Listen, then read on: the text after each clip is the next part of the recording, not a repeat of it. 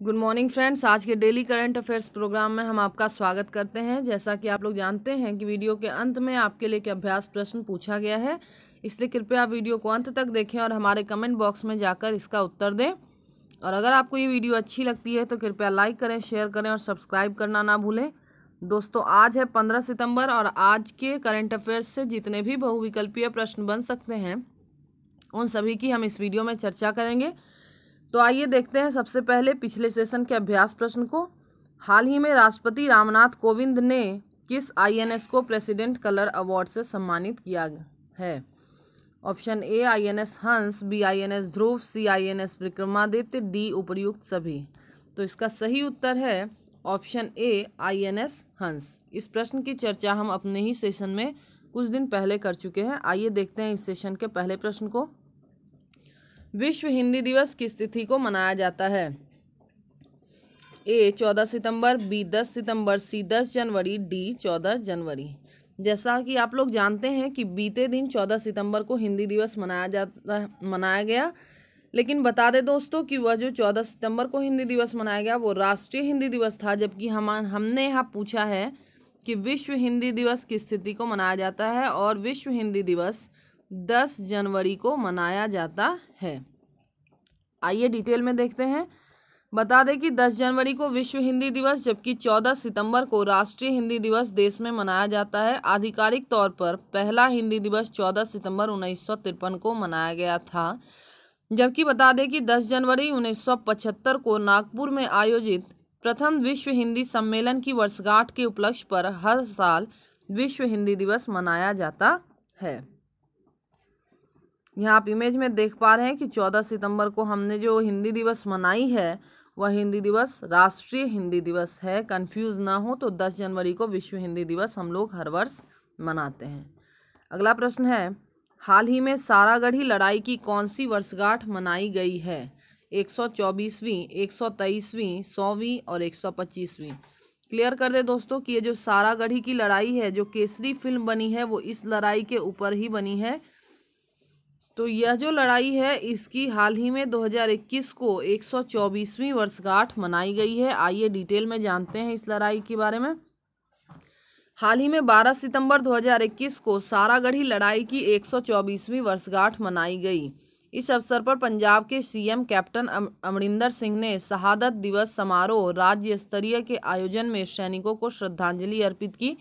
इस लड़ाई, जो कि लड़ाई 1897 में हुई थी, इस लड़ाई में 21 सैनिकों के हवलदार ईशर सिंह के नेतृत्व में 36वें सिख अब फोर्स सिख बटालियन ने 8000 अफगानों को धूल चटा दी थी। यहाँ आप इमेज में देख पा रहे हैं कि सारागढ़ी लड़ाई के ऊपर ही केसरी फिल्म जो अक्षय कुमार की थी वो बनाई गई है। अगला प्रश्न है, हाल ही में सेलाइन गार्गल आरटीपीसीआर तकनीक किस संस्थान ने विकसित की? NEERI Nagpur, DRDO, ISRO, NEERI Delhi. तो ये जो सेलाइन गार्गल आरटीपीसीआर तकनीक है ये कोरोना टेस्टिंग के लिए यूज़ होती है, और यह तकनीक NEERI नागपुर संस्थान ने विकसित की है। आइए देखते हैं डिटेल में कि सेलाइन गार्गल आरटीपीसीआर तकनीक का उपयोग कोविड-19 के नमूनों के परीक्षण के लिए किया जाता है। यह प्रौद्योगिकी सरल, त्वरित, सस्ती, आरामदायक और रोगी के अनुकूल है। बता दें कि NEERI वैज्ञानिक और औद्योगिक अनुसंधान परिषद CSIR के तहत एक संस्था है। यहाँ आप इमेज में देख पा रहे हैं कि अब गरारे से कीजिए कोरोना टेस्ट। मतलब इसमें आपके पास सेलाइन वाटर होगा और जैसे ही आप उससे गरारे करेंगे तो बहुत ही कम समय में 3 घंटे में इसकी रिपोर्ट मिल जाती है और आपको यह पता चल जाएगा कि किसी भी मरीज को कोरोना है या नहीं है। आइए अगला प्रश्न देखते हैं, हाल ही में किस देश के एरोस्पेस इंडस्ट्रीज ने एक अत्याधुनिक मानव रहित नियंत्रण रहित सशस्त्र रोबोट का अनावरण किया है? मतलब ना तो इसमें व्यक्ति कोई होगा और साथ ही यह सशस्त्र रोबोट होगा। तो ए इजराइल, बी सऊदी अरब, सी तुर्की और डी जापान। तो ये जो इजराइल है, इजराइल की ही एरोस्पेस इंडस्ट्रीज ने इस अत्याधुनिक मानव रहित रोबोट और सशस्त्र रोबोट का अनावरण किया है। आइए डिटेल में जानते हैं इसके बारे में। बता दें कि इस रोबोट को इजराइल एरोस्पेस इंडस्ट्रीज के REX Mk2 द्वारा विकसित किया गया है। यह रोबोट जमीनी सैनिकों के लिए खुफिया जानकारी इकट्ठा करने में सक्षम है। यह युद्ध में घायल सैनिकों को ले जाने, युद्ध के दौरान जरूरी सामानों की आपूर्ति करने और आसपास के लक्ष्यों पर हमला करने में भी सक्षम है। यहाँ आप इमेज में देखिए, ये जो मानव रहित रोबोट है, सशस्त्र रोबोट है, ये कैसा दिखता है। आइए अगले प्रश्न की चर्चा करते हैं। हाल ही में केंद्रीय मंत्री प्रहलाद सिंह के द्वारा MP के किस जिले में खाद्य प्रसंस्करण इकाई का उद्घाटन किया गया है? A Indore, B Ratlam, C Chhatarpur और D मुरैना। तो ये जो D है मुरैना, यहीं पे क्या है, हाल ही में प्रहलाद सिंह के द्वारा खाद्य प्रसंस्करण इकाई का उद्घाटन किया गया है। आइए डिटेल में जानते हैं इसके बारे में। इस खाद्य प्रसंस्करण इकाई का उद्घाटन प्रधानमंत्री किसान संपदा योजना नामक केंद्रीय क्षेत्र की कोल्ड चेन योजना के तहत किया गया। इसे खाद्य प्रसंस्करण सप्ताह 6 से 12 सितंबर के अंतिम दिन लॉन्च किया गया है। यहाँ आप इमेज में देख पा रहे हैं कि मिलेगा रोजगार, सशस्त्र होगा किसान, समृद्ध होगा खाद्य प्रसंस्करण। यह कहाँ यह शुरू की गई है योजना?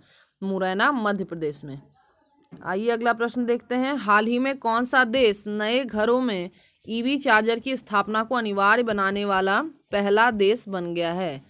Option A England, B Austria, C Australia, D Hungary. तो इसका सही उत्तर है इंग्लैंड। इंग्लैंड ने हाल ही में नए घरों में EV चार्जर को कंपलसरी बना दिया है। आइए देखते हैं इस न्यूज को डिटेल में। इस कानून के तहत सभी नए घरों और कार्यालयों में स्मार्ट चार्जिंग उपकरणों की सुविधा की स्थापना आवश्यक है। यह कानून इंग्लैंड को दुनिया का ऐसा पहला देश बना देगा जिसमें सभी नए घरों में EV चार्जर होना आवश्यक है।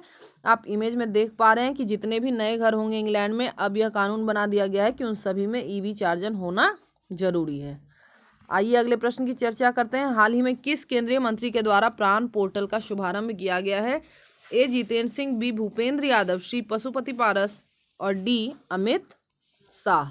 तो इस प्राण पोर्टल की शुरुआत ऑप्शन B भूपेंद्र यादव जी ने की है। आइए डिटेल में जानते हैं इसको। केंद्रीय पर्यावरण, वन और जलवायु परिवर्तन मंत्री भूपेंद्र यादव ने देश भर में 132 शहरों में वायु प्रदूषण के नियमन के लिए प्राण नामक पोर्टल लॉन्च किया है। पूरा नाम portal for regulation of air pollution in non attainment cities है। अगला प्रश्न है, हाल ही में किस महान फुटबॉलर ने सबसे अधिक गोल करने का गिनीज वर्ल्ड रिकॉर्ड बनाया है? A Cristiano Ronaldo, B Lionel Messi, C Neymar Paris, D Harry Kane. तो इसका सही उत्तर है A क्रिस्टियानो रोनाल्डो। यहाँ आप इमेज में देख पा रहे हैं इन्होंने ऐसा रिकॉर्ड अभी कायम किया है। तो पुर्तगाल के कप्तान क्रिस्टियानो रोनाल्डो ने पुरुषों के अंतर्राष्ट्रीय फुटबॉल में सर्वाधिक गोल करने का विश्व रिकॉर्ड तोड़ दिया है। 36 साल की उम्र में रोनाल्डो 111 गोल के साथ सबसे अधिक अंतर्राष्ट्रीय गोल करने वाले गिनीज वर्ल्ड रिकॉर्ड धारक हैं। अगला प्रश्न है, हाल ही में किस पर्यावरण कार्यकर्ता को international young eco hero award से सम्मानित किया गया है? A Ayan Shankar, B Ayan Shankta, C Pradeep Mukherjee, D Amit Gupta. Option B जो है अयान शंकटा, इन्हीं को अभी international young eco hero award से सम्मानित किया गया है। आइए सबसे पहले इनको इमेज में देखते हैं। यहाँ आप इमेज में देख पा रहे हैं कि ये हैं हमारे अयान शंकटा। आइए डिटेल में देखते हैं इस न्यूज़ को। झील के संरक्षण के प्रोजेक्ट के लिए उन्हें 18 से 14 वर्ष की आयु वर्ग में तीसरा स्थान मिला है। उनकी परियोजना का उद्देश्य प्रदूषण के बारे में जागरूकता बढ़ाना है। International young eco hero award प्राप्त करने वाले दुनिया भर के 25 युवाओं में से एक अयान शंकटा हैं। आज के सेशन का अंतिम प्रश्न है, वायु रक्षा मिसाइल MRSAM प्रणाली किसके द्वारा भारतीय वायुसेना को सौंपी गई? A ISRO, B DRDO, C NASA. तो इसका सही उत्तर है DRDO। मंत्री राजनाथ सिंह की उपस्थिति में DRDO ने भारतीय वायुसेना को MRSAM वायु रक्षा मिसाइल प्रणाली भारतीय वायुसेना को सौंपी। यह मध्यम दूरी की सतह से हवा में मार करने वाली मिसाइल प्रणाली है। आइए अब अंत में देखते हैं इस सेशन के अभ्यास प्रश्न को। हाल ही में किस देश के ग्रामीणों ने डेल्टा रोबोट बनाया है? ऑप्शन ए चीन, बी भारत, सी बांग्लादेश, डी इंडोनेशिया। धन्यवाद दोस्तों।